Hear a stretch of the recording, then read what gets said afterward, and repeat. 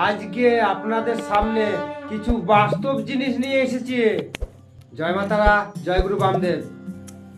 আপনারা তো অনেকেই দেখেছেন জিন কিংবা পেট কিভাবে ছাড়ানো হয়। আপনারা অনেক ভিডিওতেই দেখেছেন অনেক তান্ত্রিক বা সাধকরা চলে যা বলে, মা তারার কৃপায় তখন তার শরীর থেকে চলে যায়, পরে আপনার শরীরে ফের প্রবেশ করে। এর কারণটা কি আপনারা জানেন? কাউকে কোনো কাজ করাতে গেলে তার কিছু প্রমাণ রাখতে হয় এবং তাকে কিছু সাজা দিতে হয়। সাজাটা আপনারা ভিডিওর মাধ্যমে দেখে নিন। তাড়াতাড়ি কর।